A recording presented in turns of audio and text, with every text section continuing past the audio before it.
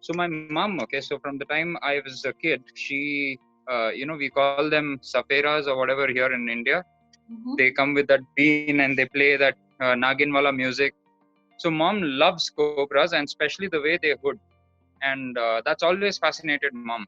And every time she used to hear one of these saperas play the bean, she used to call them, pay them, and ask them to show the snake.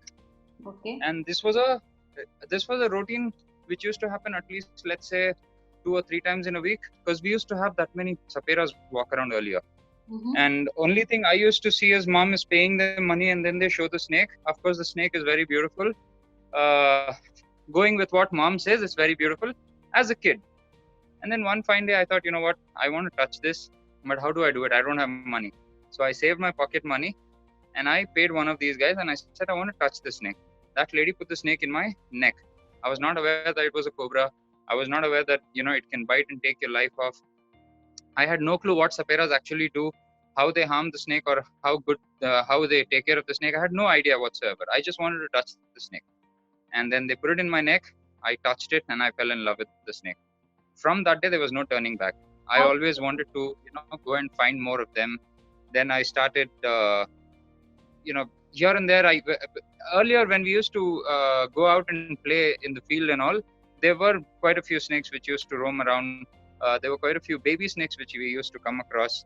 So though I didn't know how to handle them, I used to try using a small stick, putting it on the head, and then touch them and let them go. This was the max I used to do as a kid.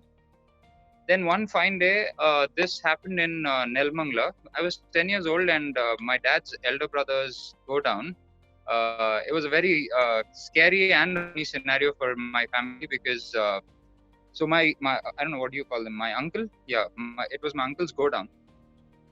We were removing some ragi sacks and stuff, and this guy who was what do you call, the guy who was lifting all the gunny bags and all, he saw a snake slither down when he pulled one of the ragi sack. And then he said, snake, snake, and he started running outside to get a stick. So did the others who were there inside the godown. My father and uncle were standing out, but in between what had happened, I noticed, I had seen one clipping or a small short video on TV where one guy is catching a cobra, and how he's doing it, he puts a kerchief on the face of the hood of a cobra, and then he grabs the head from behind. So I had seen this. So I thought, okay, all you need to do is cover the face and grab the snake. I thought it's something which you can do. Without even thinking twice, I took a gunny bag which was fallen there and I threw it on the snake. While the snake was trying to get out of it, I just pressed it, grabbed the head. As soon as I grabbed the head, the snake grabbed my hand. Okay. The rest of the body, it was all over till here. My elbow was covered with the snake. And it was trying to go up, but I kept pushing it down. So I managed to keep it within this much area. It was a big snake though. And now I don't know what to do with the snake. So I hid my hand behind and I walked out. And dad and uncle were standing there. And uncle started screaming, everyone's saying that there's a snake and you are standing inside. What were you doing? I said, I caught the snake and I showed it in my hand. My father got so scared. Out of his fear, he slapped me. And then my uncle said, okay, it's a very dangerous thing you have done. What snake is it? I said, I don't know. It's just a snake. I caught it. Then when he checked, there was the spectacle marking. And it was a white cobra. It was a white cobra, albino. I've never seen one after that. That was the first one so far in my life. And we somehow managed to, release it. And my uncle wanted to kill it at the first shot. But then we said, why kill it when it's already not going to disturb you anymore?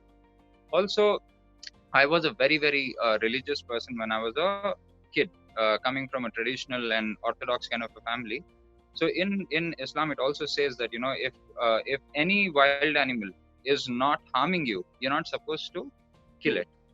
Unless and until there's no direct threat to your life, I don't give you the right to kill it. So I told this to my uncle. He said, why do you want to kill it? We are anyways outside your go down. We are going to throw it away. So let it go. Don't kill it. So he said, makes sense. Okay, let's just throw it.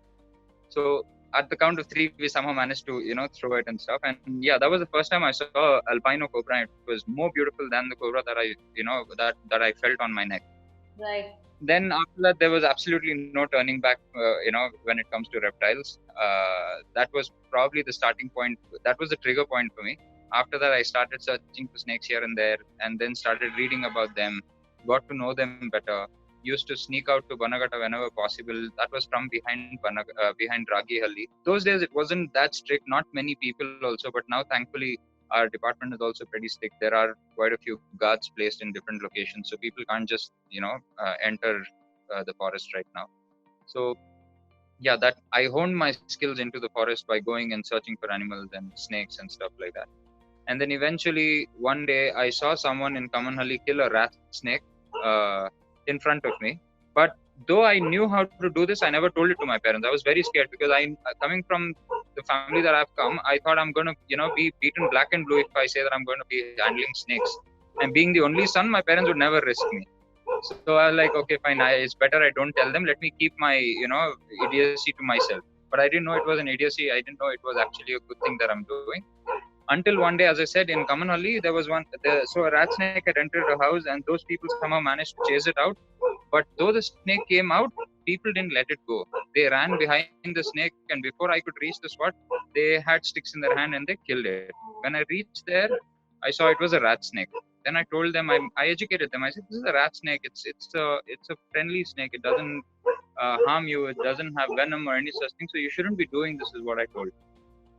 My friend who was with me, he asked, how is it that you know so much about it? I said, I know.